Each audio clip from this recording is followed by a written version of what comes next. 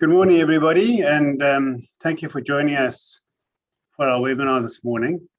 It's a little different presenting over computers than what we used to do with our client presentations, but nonetheless, we can communicate through technology, which is wonderful.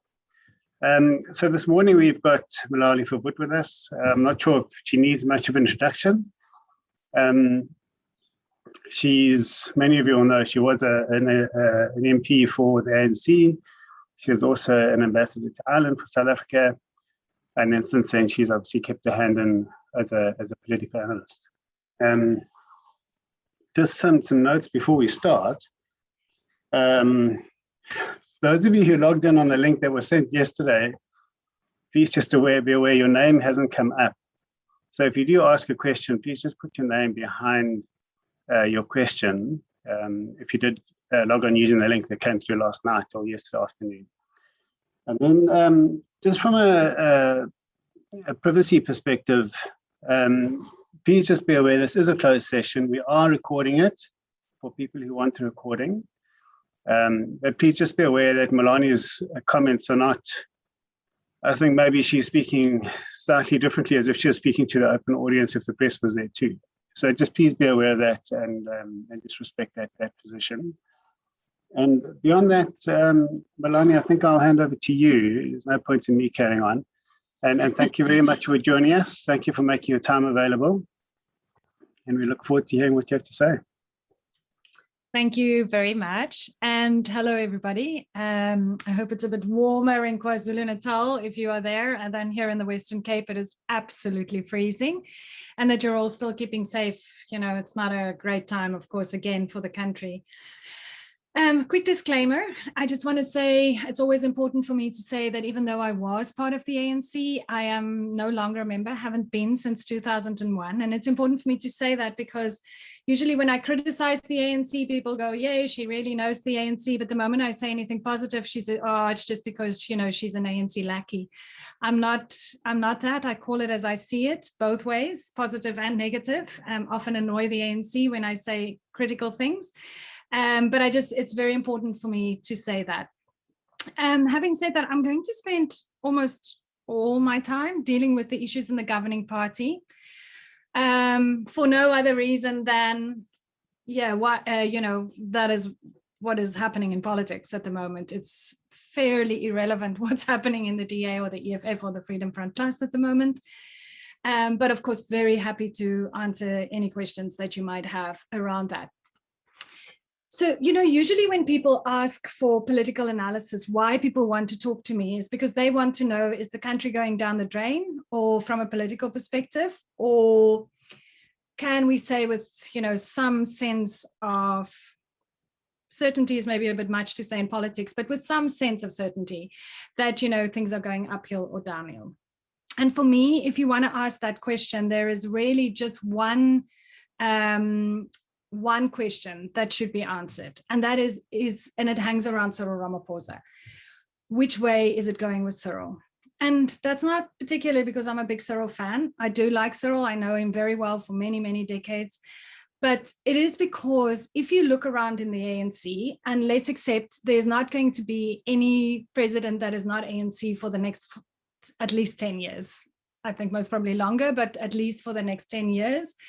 You know, so it's no good giving me John Steenhuisen's name or whoever you want to name as a better candidate, because we have to look inside the ANC because they will be the majority party for the foreseeable future. If you look inside the ANC, there are successes and we can talk about that. However, for the immediate future, there is nobody in a long way that can do what Cyril can do. If you look at his commitment to democracy, his commitment to multiracialism, his understanding and commitment to the economy and the markets, there is just nobody that gets even close to him. So that question, whether Cyril is safe or not, and whether he will be firstly safe until the ANC's election until the end of next year, and then secondly, would he go in for a second term? Is he likely to become president for another 5 years? Those are I think, the two most important questions to ask in politics and to consistently ask when you do analysis in politics.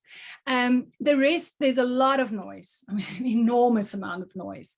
But the rest becomes sort of secondary issues because, you know, the real crisis that we will face in this country is if there's something that Cyril disappears, you know, sooner than is legally required of him. Now, when we talk about the noise, of course, there are a lot of people who don't agree with what's going on. And of course, what you're seeing, I'm sure most of you will know that, is a massive fight back in the ANC against Cyril, but by those people who don't like him. You can call them the Zuma faction. I think that's maybe not the right word anymore, but the anti-Cyril Ramaphosa faction. And what do they have in common? First, almost all of them are in some form of trouble with the law, and will most probably end up going to jail. And therefore they hate, secondly, Cyril's anti-corruption drives. And thirdly, in order for them to stay safe and to stay out of jail, they know that they will have to regain control of the ANC and control of the country. And this is what this is all about. If we look at who they really are, I mean, there's a number of sort of identifiable little pockets that one should talk about. The first one is the so-called RET faction, led by Carl Nieuws, always trying to keep a straight face when it comes to that. But of course, Carl Nieuws is very prominent in that. And under that faction is, of course, also ACE. And then, of course, also the NKVA guys that you're seeing at the moment prancing around in Kandla. The second crowd is the Women's League, less influential, less of a problem. I mean, of course, Batabile, again, it's very obvious, right, what she has in common with all of them. Batabile leading them. The Women's League, you know, they're kind of symbolically important, but not so much in terms of actual votes and in terms of actual power that they reign. Thirdly, there's a couple of individuals, one of them being Duduzane Zuma. Duduzane I've been watching for a while, and clearly what Duduzane is doing is positioning himself as a future president of the ANC, and I think in his mind, president of the country. And if I can feel a collective shudder through Zoom. I mean, look, he's clearly trying to sort of put himself as this young, wealthy, dynamic, part of the Zuma dynasty out there to the younger generation. And I'm going to come back to why that is important. But let me tell you that certainly in the foreseeable future, he will make moves and so on, but there's no chance that he can become president of the ANC, absolutely zero chance in the foreseeable future. The ANC is too ageist for that, apart from all the other issues that he's, of course, experiencing at the moment, you know, within the Zuma kind of problems. The second person or sort of individual apart now from Carl Nieuws and ACE is Zuma himself. And I'll come back to the whole Zuma drama that's playing off at the moment. But just to say, in general, aside from what we're seeing just now in this specific point in time, but even that, and I'll come back to that, Zuma largely yields more symbolic power now in the ANC. The fact that he was asked in the NEC meeting of yesterday to actually leave, to not even be there, you know, shows you that he has lost, and he has progressively lost most of his influence and his power since he was no longer president. The media, in my view, overplays his role and his influence, as they overplay many of the other stuff. But certainly in terms of Zuma, he plays more of a symbolic role. I'll come back to that. Having said that, of course, he can cause bloodshed, he can cause chaos by doing the wrong thing and so on, as we, you know, as the risk is there at the moment. But, you know, on the broader scheme of things, he's not that important. And then, of course, you've got a number of disaffected individuals, people like Tony Ngeni, Supra from the Northwest, Andile Lengisa from the Eastern Cape, Nomvula, Batabile, you know, all those kind of guys who used to really be very close to Zuma and who are in trouble, and who knows that Cyril is not going to protect them. He's not going to ask the NPA to back off. He's not going to allow the ANC to pay their legal fees. The ANC has no money in any case, but it's also a matter of principle. So they seriously don't like him. This sounds like a lot of people, right? But if you actually look at the number, it's very hard to say exactly, put an exact number on it. But what we know is that it's a significant small, it's a small number. And the thing about sorry, I had significant slipped in there because I was going with another sentence. It is a small number of people that is really actively plotting against Cyril. The problem is that they're noisy and that they have access to the media, and particularly some sources of media. And of course, one thing you need to understand, our media is a little bit bored at the moment. You know, there's only so much you can write about COVID. And of course, there's not much else going on in the country. You know, there's economic stuff and so on, but they are a bit bored when it comes to the political stuff. And that's when it comes to the ANC stuff, they tend to overplay perhaps what is going on, you know, inside the ANC. So they are very noisy. When it comes to the noise, one of the things that is very important to recognize is partly why they are so noisy is because, of course, they've got backers that is still financially backing them, ACE and them.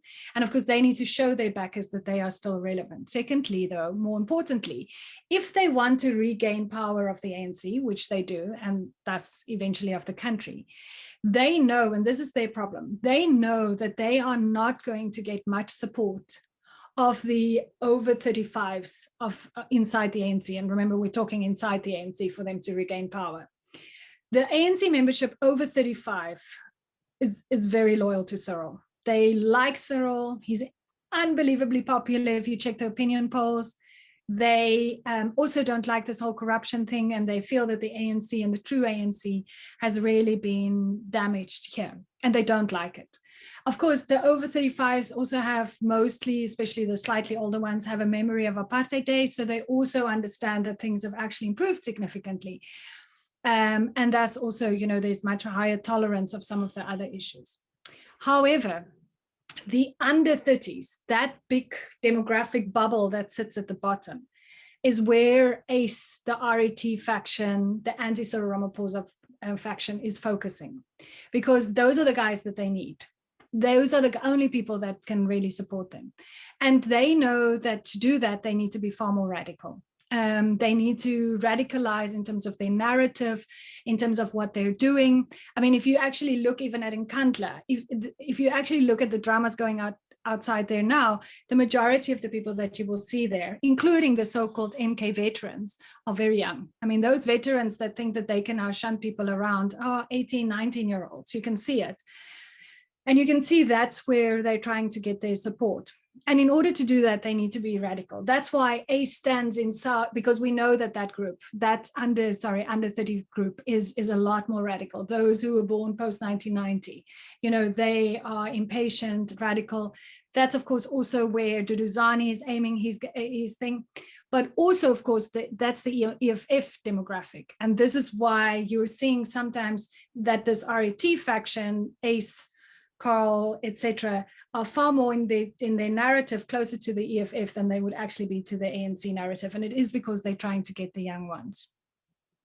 So what is the narrative? And I'm going to just quickly run through that, because I think it's important that when you look at the media, you listen to what's being said and so on. It's very helpful to be able to identify where it's coming from and saying, that's that again, right? That's the narrative.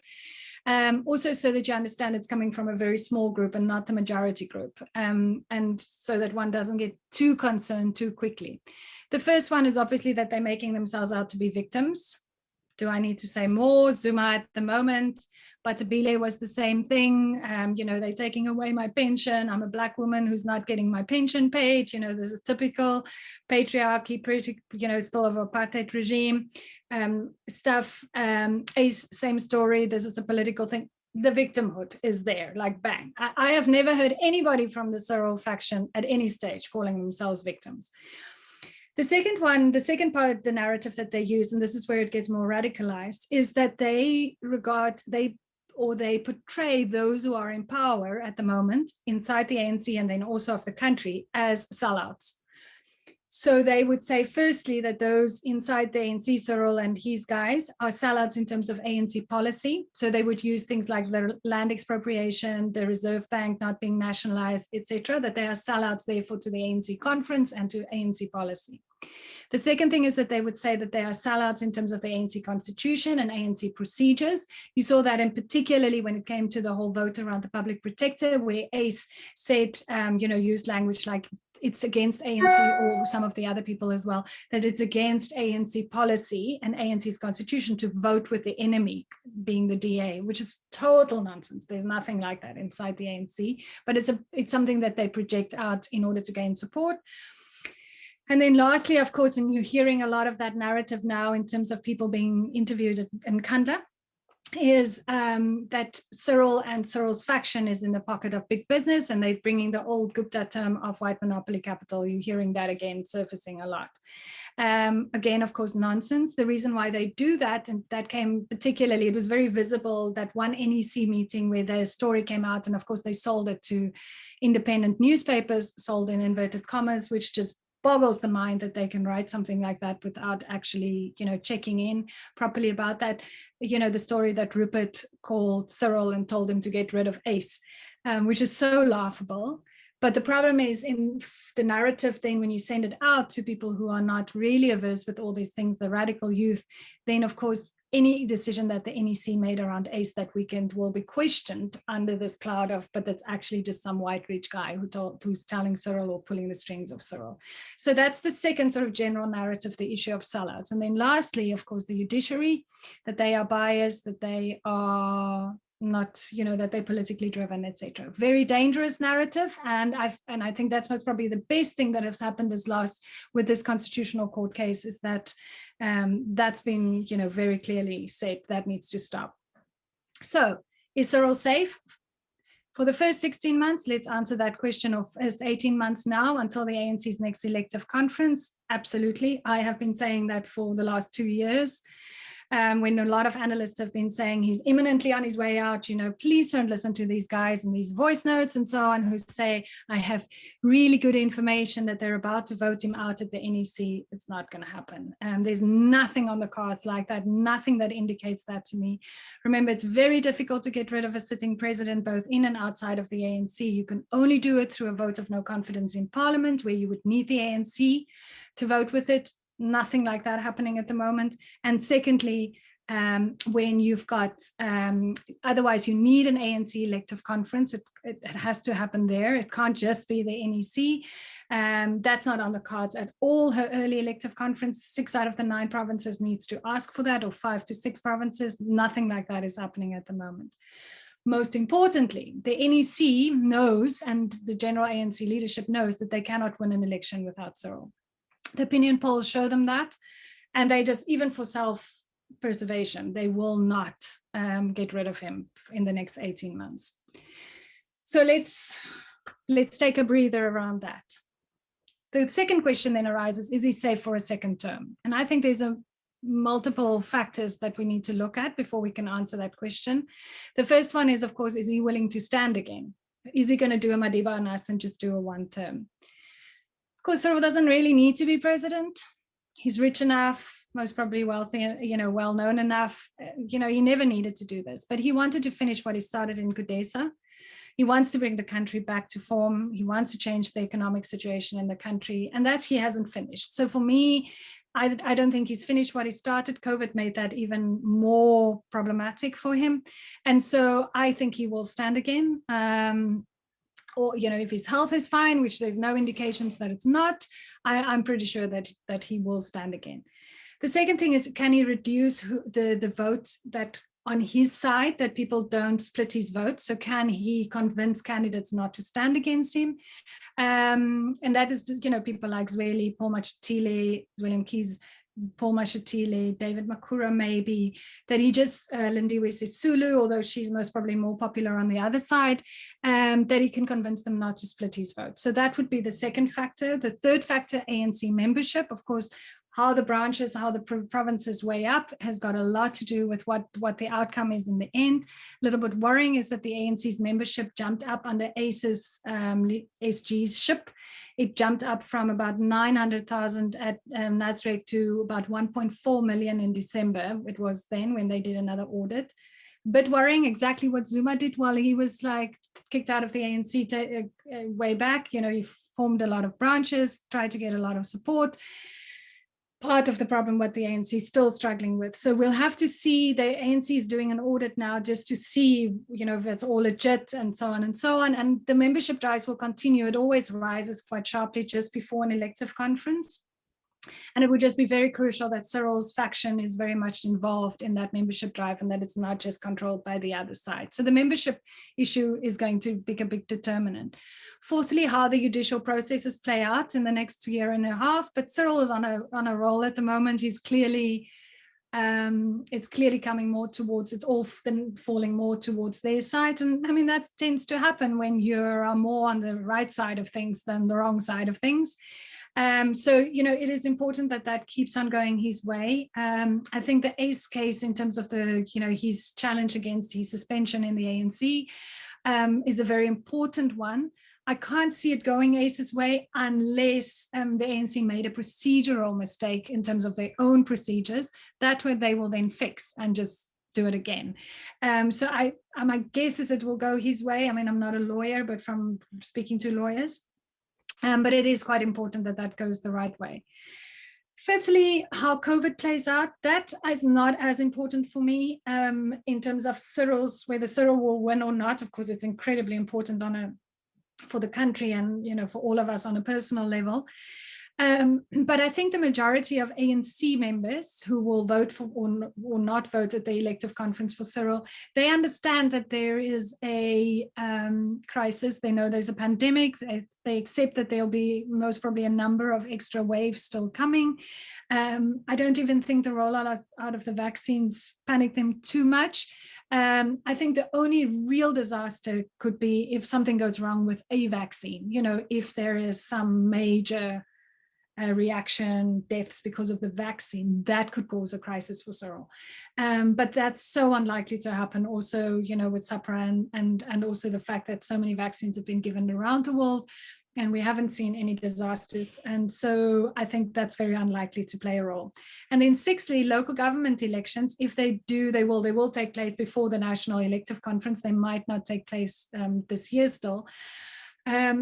Remember, Zuma's real problem started with the previous local government elections when he didn't do so well, when the ANC did, drop dramatically in their support. That's when his problems really started.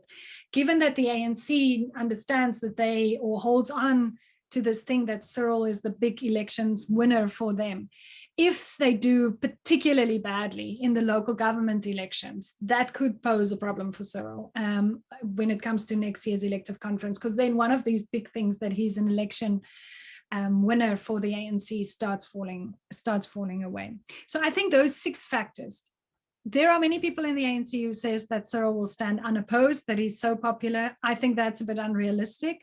And it is still a long way away. I think we will see challenges, although, from what it looks like now.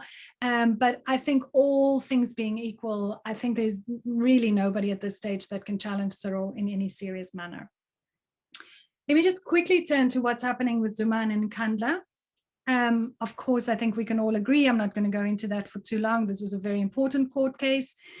It established a lot of important principles. It is rippling through the political ranks. I think the ANC has and will continue to accept that, the majority of people in the ANC, and actually welcomes it from what I can see from some of the groups and the chats that's going on. Of course, we've got the group at Nkandla causing trouble, making him out to be a victim, etc., etc. But again, I want to say, I don't know exactly, and nobody can tell us exactly how many people are there. I think the common estimate is around 1,000 people. That even looks like a lot to me from what I can see on TV. But let's even assume that it's 2,000 people that have been hanging out in Nkandla. That is a minuscule amount of people in terms of the province of KwaZulu-Natal, in terms of the Zulu grouping in our country, very tiny in terms of the ANC. I mean, I've just told you the ANC has 1.4 million members, so 2,000 out of that, I don't know the sums, I haven't done the sums, but that's minuscule. I'm sure we can all agree. So I think we need to be very careful not to catastrophize it, not to for the hyperbole that is kicking in the media, sometimes, and some of the analysts, which has been saying that we're on the brink of a civil war, that there are weapons everywhere buried, that there are quiet meetings going on. Of course, there are meetings going on. But I don't see any of that. Is there the possibility of bloodshed? You live in KZN, you know better than I do that is possible, of course, and it only takes a handful of people to cause bloodshed. But I think they will control it, or they will do their best to control it. And I don't see this spreading in any major way around the country. Of course, we're now waiting for the judgment today from the Pietermaritzburg court. It doesn't look to me that there's any chance of it succeeding there because it's the wrong court that they're going to.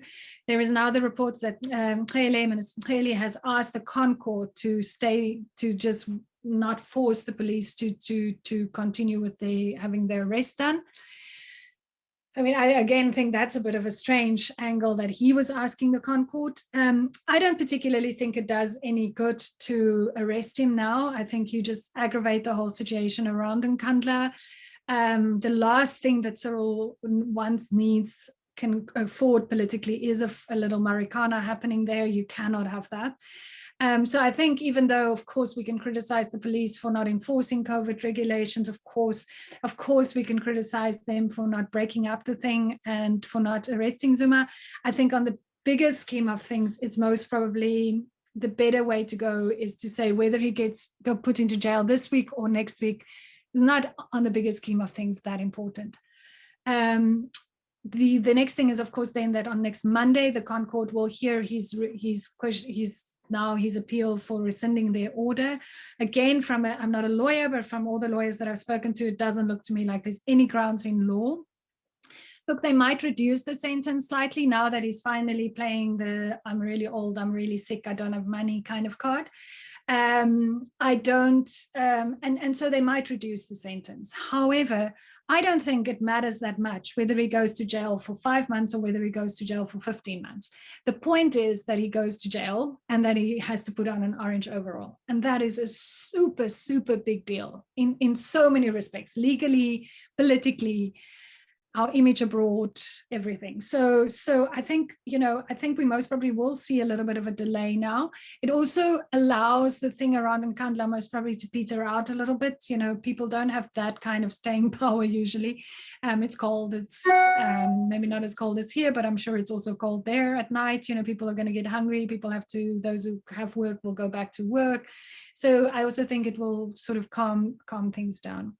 Equally so with ACE. Of course, ACE's thing is going to take time. We have to see what this appeal, it wasn't a constitutional court case, in case I said that earlier, it's a high court case, against the ANC. Let's see how that plays out.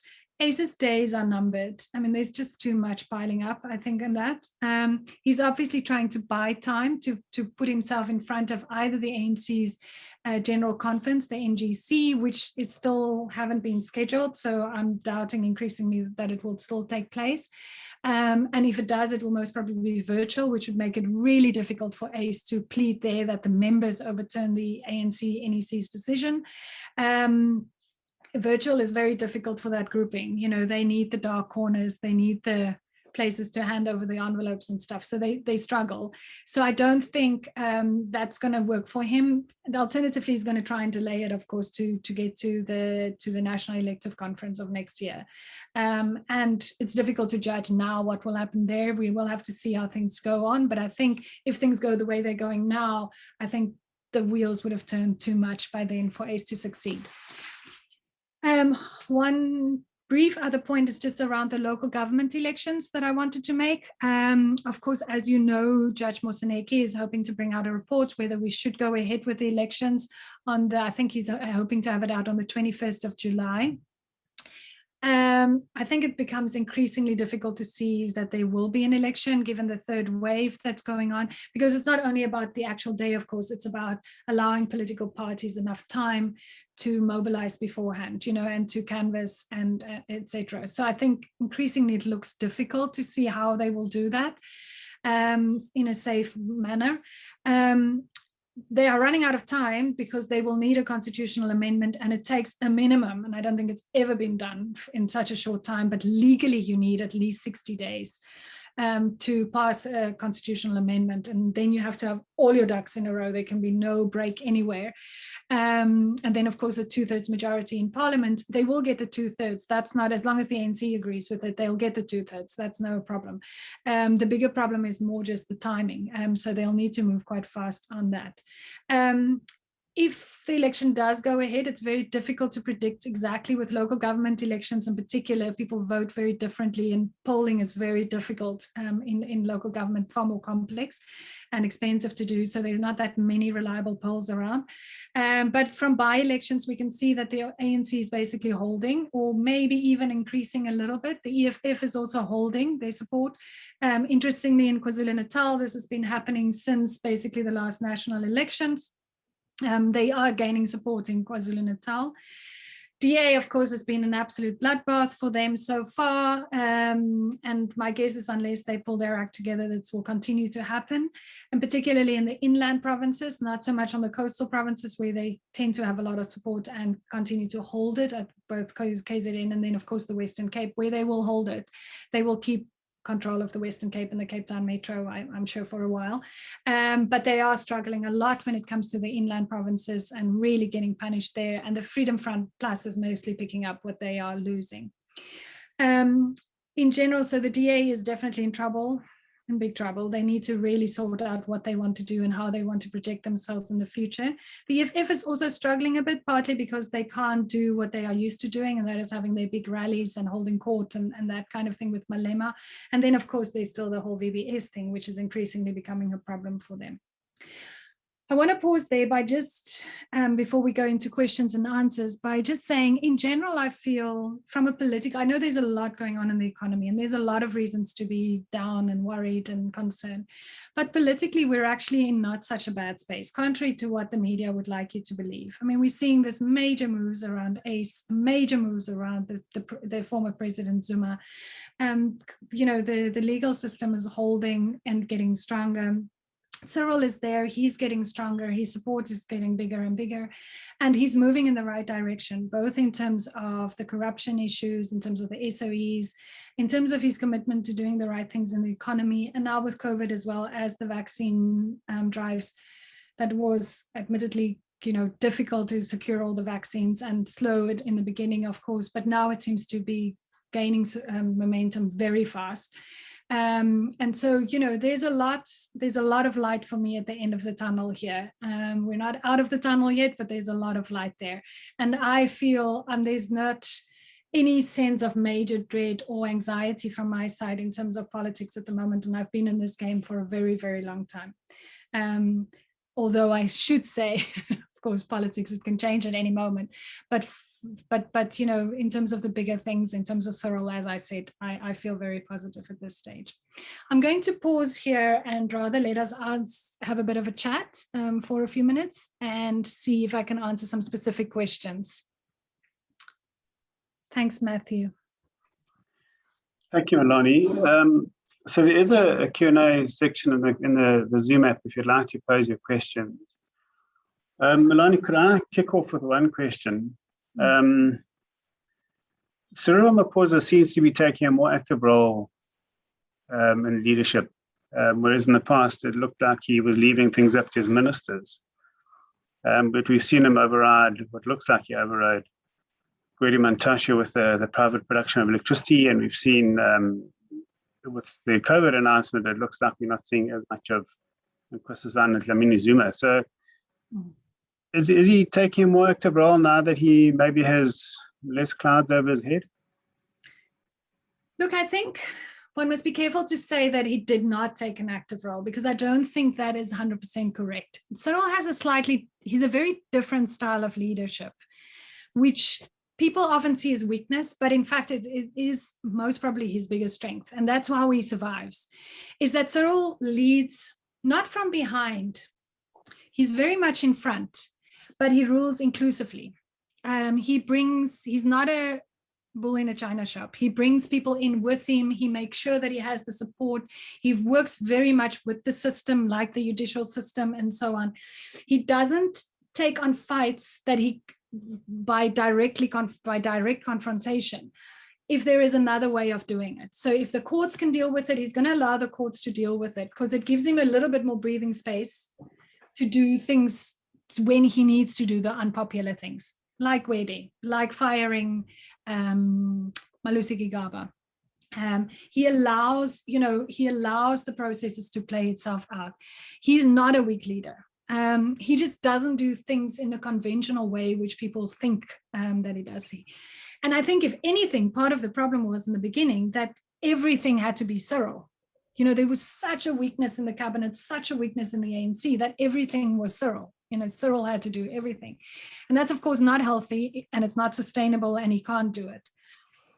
What you are seeing is, though, when it comes to the issues that's really important to him, surprisingly, because usually he would do it quietly, like, the issue around Zweli, for example.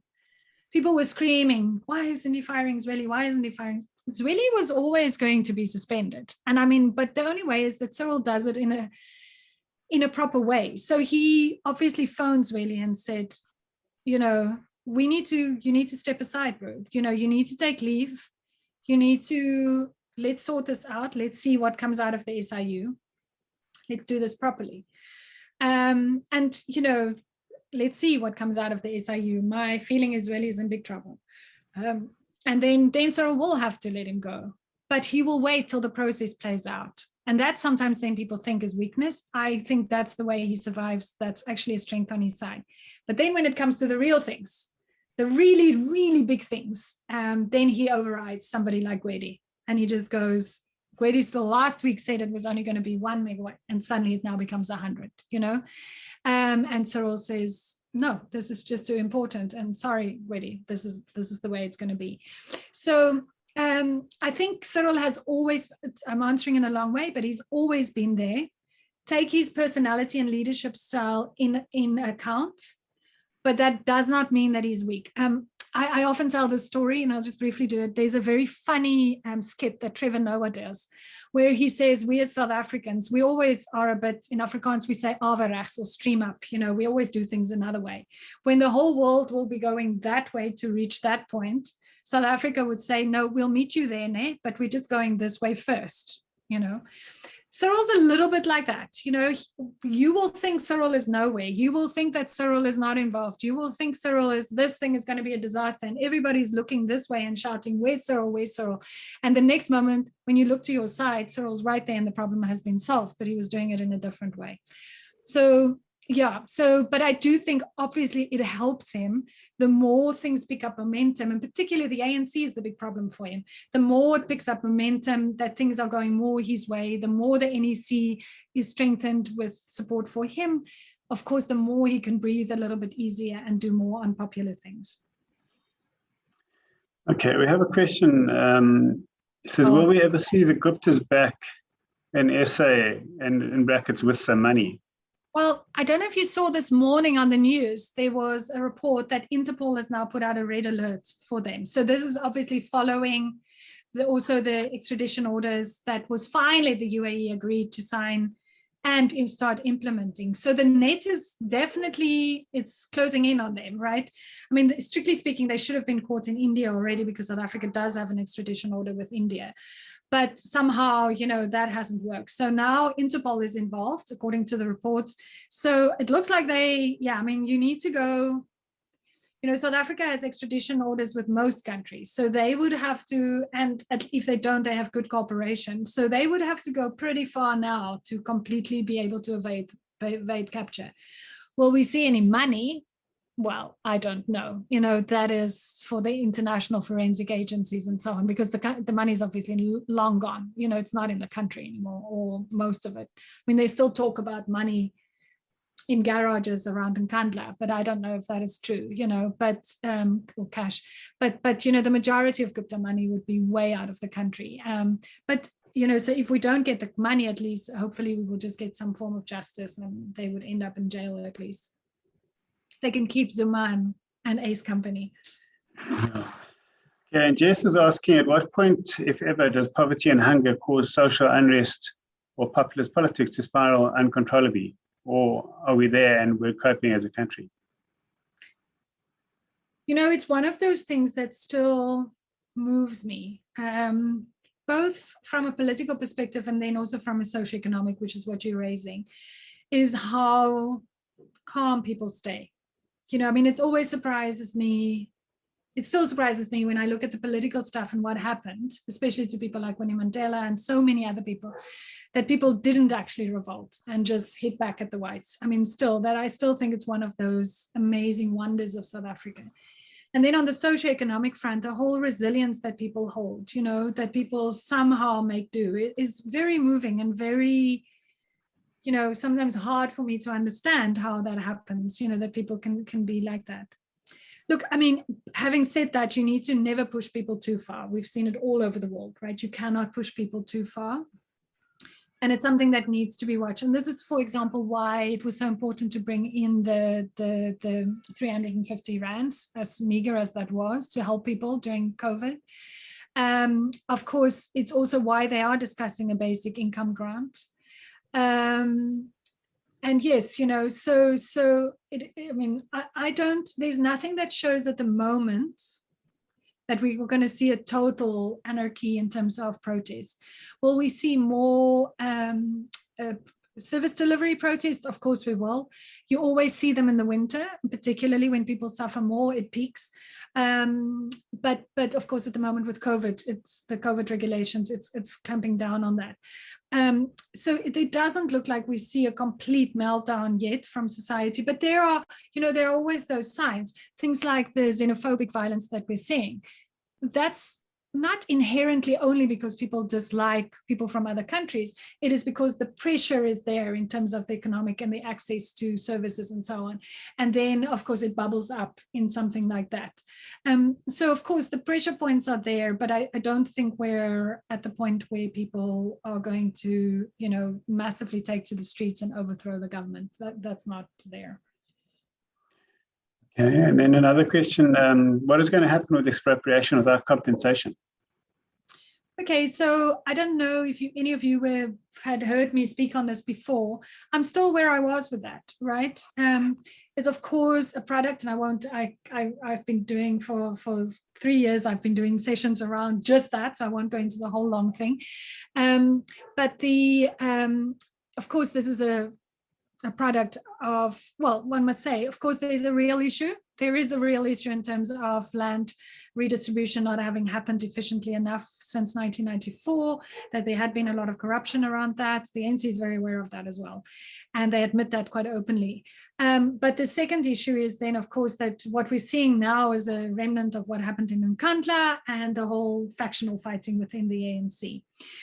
So where we are now, of course, is that this subcommittee that was appointed in terms of the rules of parliament, that is supposed to give a report to Parliament on the proposed amendment of the Constitution, which is a really safe amendment, really, really safe amendment. There's no issues in there. The courts are still involved in the actual amendment, but they are not getting the support of any of the other political parties around it.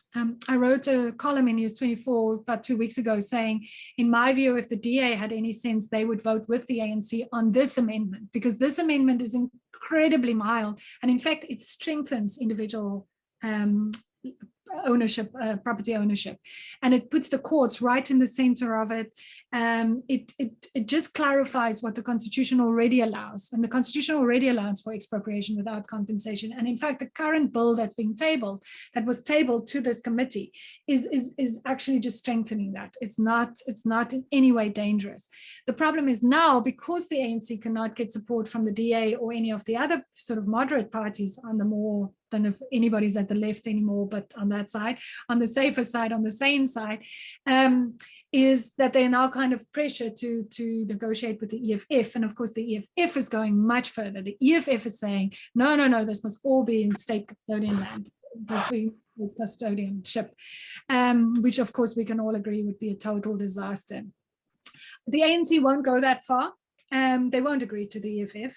And this is again where Cyril will hold us safe, because Cyril knows what this will do to the economy. Cyril knows that if they do anything funny around expropriation of compensation, without compensation, the first land that the army takes off from a farmer or something like that, or that's just get grabbed by a bunch of people in uniforms or in EFF regalia. He knows what that would do to our economy. He knows that we will look like Zimbabwe the next day. So he's not going to tolerate that. That's not what the legacy that he wants to leave. Under Zuma, different story. But under Cyril, that's not going to happen. So, there's only one of two options now, is that they either, try and wiggle the thing a little bit and try and get support either from the DA or the EFF. It doesn't look like that's going to work out, which would then mean the bill just lapses and that there's nothing they can do about it. The amendment on the Constitution. It's not great politically for Cyril so much, although having said that, I can tell you that more than 2.5 years ago, when this thing started, senior people on Cyril's side in the ANC said to me, well, how do you think, who's going to vote for an amendment on this bill? We don't have a 2/3 majority as the ANC. The EFF will never come with us, and neither would the DA or anybody else. So this is never going to pass. So in a way, this might have played out in any case in Cyril's interest. Although he was now going to have some difficulty in explaining it to the broader ANC membership and people in the country, of course. The most important thing is, in any case, the law that's being tabled, the draft bill, I forget now what it's called, expropriation bill. It was still Jeremy Cronin that drafted it. It's under Patricia de Lille's department. So that's really the thing that one needs to look at. I don't think there's much problems in that. Even the agricultural people seem to, there's 1 or 2 small amendments that they'd like to see on it, but it's not a fundamental disaster at all. So I think in terms of expropriation, take a deep breath. I think that's certainly not something I lie awake at night about. Okay. Hi, Melanie. Thank you for your comments so far. Looking forward, are there any people coming up through the ranks that excite you, and in terms of the future leadership and potential in South Africa? Yeah, so I mentioned 1 or 2 people. They don't necessarily excite me, but the people that seems to be in the running, the people who sort of put themselves out as future candidate responsibilities, is people like Paul Mashatile. We'll have to see if Paul is clean, it will be clarified the moment he starts running. Then David Makura from Gauteng, who seems to be still very okay at this stage. I haven't heard. Of course, William Kize was somebody that was very much, looked at, but Zweli, I think, is going to run into trouble now. Doesn't prevent him from standing, of course, unless he's in jail. But I think, Zweli might be running into trouble now.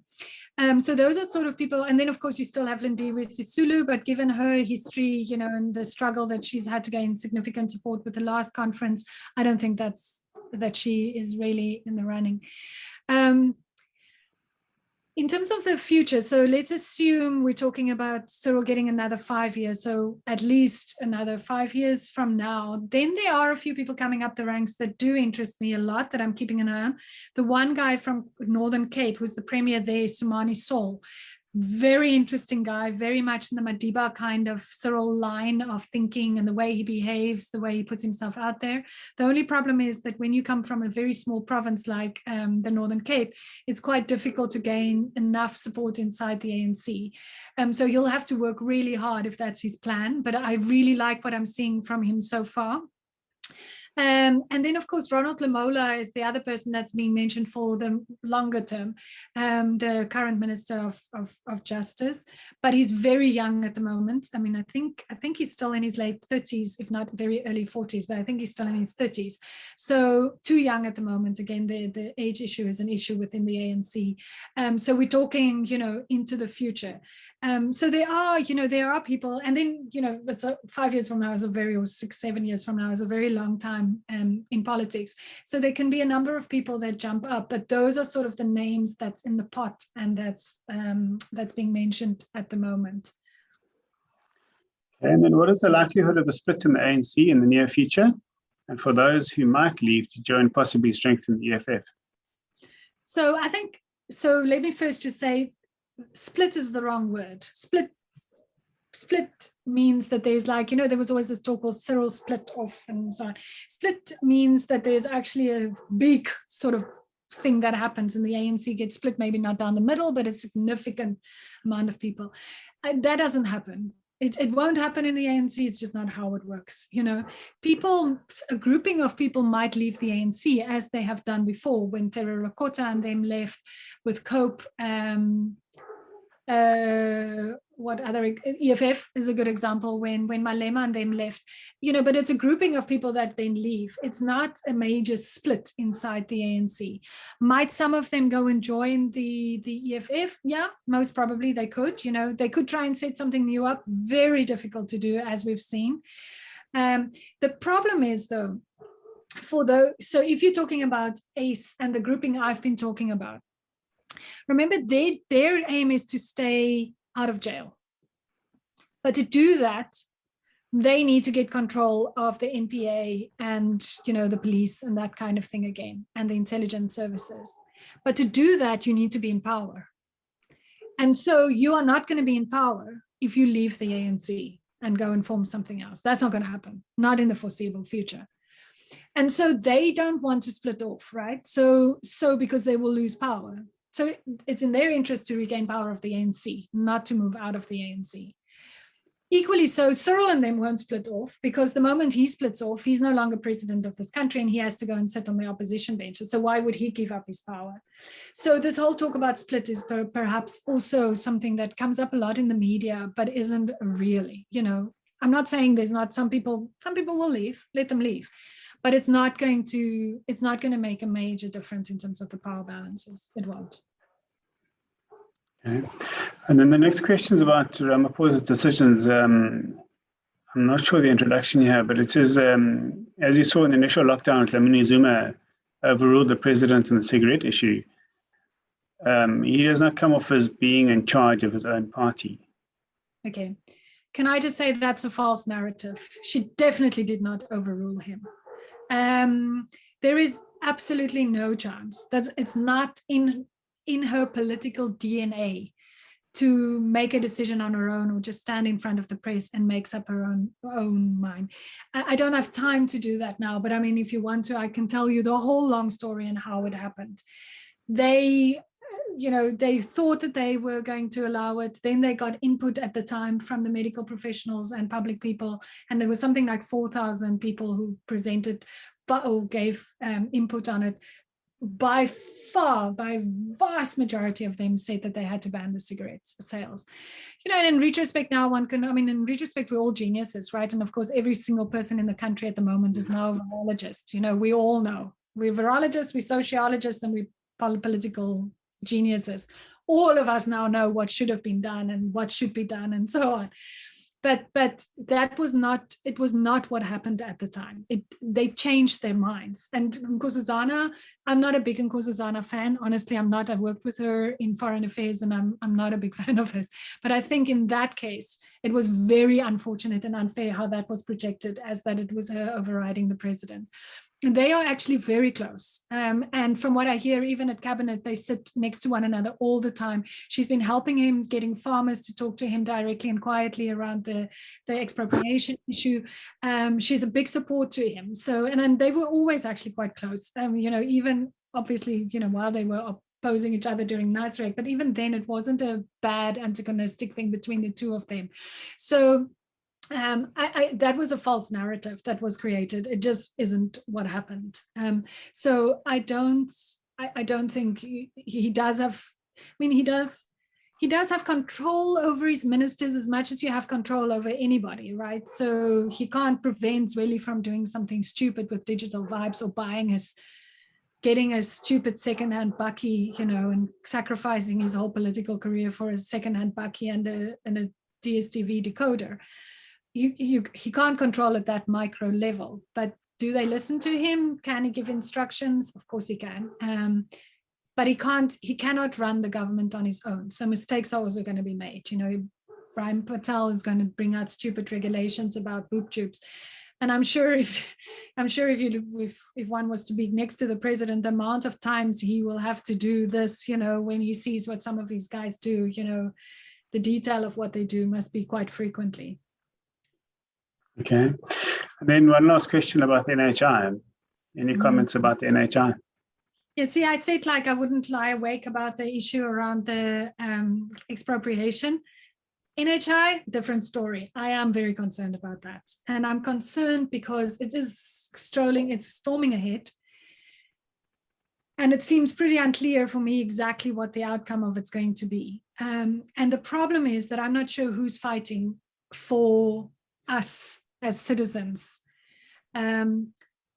Of course, we need to improve the level of healthcare in the public sector. There is no question for me about that. The question is how you do that.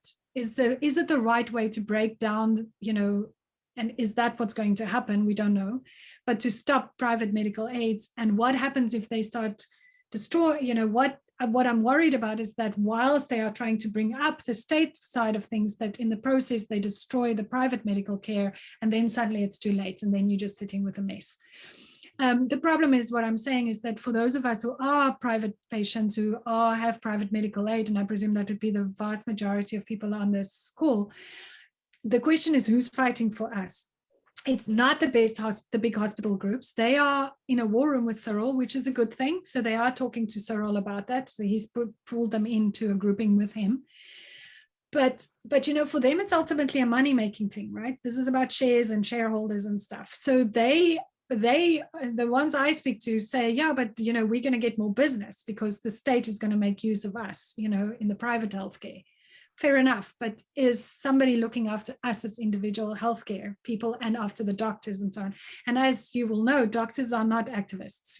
They very rarely can play a political game, and the union is very weak, etc. So I'm worried about that one. I am. And I think, it's one of those things where if you break down a good private healthcare system, it's very difficult to bring it back. And it will have an impact also on big companies locating here, et cetera, et cetera. So that's certainly something I think we need to watch very carefully. And then we have another question. The lack of effective opposition is a threat to any democracy. Does this worry you for SA? And are there any moves in the works to unify the opposition? A weakening opposition, is that what you started with? A weakening opposition? Yeah, so the lack of an effective opposition is a threat to any democracy. Yeah, I mean, of course it is. And we do need a strong opposition. And that is why I get frustrated with the DA. I really do, because I think we do need a strong opposition. And we need somebody strong in parliament and so on. But I think the way the DA has gone in the last year and a half is not the right way. They consistently seem to lose any strong, credible, or many of their strong, credible Black leaders. And you cannot in South Africa be a significant opposition if you are just mostly white or made up from the minority groupings. So that's a problem, So now you're sitting again with a situation where it's Helen Zille, John Steenhuisen. If you look at their election groupings, the election organizing, I don't know what they call them, committee, the people who's driving the elections throughout the province. I think there is one, possibly two people on there that is not white, and they are from minority groups. So that is a problem. You cannot claim that you are going to become a significant political force in this country, be it as an opposition, which we need, if you cannot show that you are truly and honestly a multiracial party. And that is frustrating. I think John is a very good political operative, but he cannot do what Musi did. He cannot stand in parliament now. If he stands up, and it's not through a fault of him, if he says the same thing that Musi says, it's going to be dismissed because it's coming from him. And that's not correct, but that's the reality that we face. Ironically, in a way, the Freedom Front Plus has been playing a very interesting role because, of course, they've grown in numbers a lot in the last election. So they seem to be playing a very interesting and constructive oppositional role in Parliament. And of course, now you're still sitting then with the EFF, who is desperately trying to figure out now what reason do they have for existence following Zuma's departure. And they're just grabbing on everything and trying to create chaos everywhere they go. So yeah, it's not great. Unifying the opposition? Nah, no. I think we got that under Zuma as close as we will ever get it, where they did start voting together, did caucus together, discussed it at the sort of tail end of Zuma's regime. But I mean, you're not going to get that because there's not one issue enough to mobilize on, at the moment to do that. And they're just too far apart at the moment, all of that opposition leaders. Okay. What are the plans to curtail the unions and the public service wage increases? So that's also something that takes a bit of time to discuss through. But I think what we will, first of all, let me say that I speak a lot to the very senior leadership in COSATU. Of course, they understand what's going on in the economy in the country. And in fact, they've been doing some very interesting thing that a lot of the policy documents that the ANC is discussing actually has been drafted by COSATU. So, which is interesting. And they're quite forward thinking, and you wouldn't have a problem with what's being said in there mostly. So they understand that there's a problem, but they also say, and they quite correctly so, the government cannot expect of them to go back and say 0 increases, right? But I think the government understands that. So of course, that is why there are offers on the table. As you've seen, there are offers on the table. And they're discussing it. I mean, I know that it looks like it's deadlocked. COSATU knows, for example, also that they can't easily go on strike in terms of the public sector, because remember, a lot of the public sector unions are in fact deemed essential workers and cannot strike. Your police, your nurses, there's a few others, it's just slipped my mind now. So a huge chunk of this public sector, the really big unions, can't strike. So the one that can is, of course, SATU. Teachers, but at the moment, who would notice, because of the schooling, it's in any case a problem. And of course, then the public sector union is also split. So there's one part of the PSA is quite radical, but they are very small. They've never been able to pull off a successful strike. COSATU is not at the point where they're willing to strike, because they say they don't think there's a big enough appetite amongst their members, given also COVID. They're also difficult because you can't march, so there's a difficulty. My general feeling is that, they're not going to allow the wage agreements to go out of control. You might see a little bit of protest action. I don't think it's going to be significant. And I don't think Cyril will allow this again to completely derail. Remember, Cyril speaks union, right? This is where he comes from. He's very close to the COSATU leadership. He talks to them all the time. He has them privately in meetings. I think once a month he meets with them. So I don't see Cyril allowing this to get totally out of control, whilst at the same time, of course, there's a very strict undertaking that they will not let this increases be out of control, out of something that the budget can't handle. Okay, well, that looks like our questions for the morning. Melanie, thank you for joining us and giving us some insight. We appreciate that. And then to everybody who joined us this morning, thank you for taking the time to join us. And may this not be the last in a long time. So thank you very much. Thank you, Melanie. Stay safe. Bye-bye. Thanks, Ian. Bye-bye.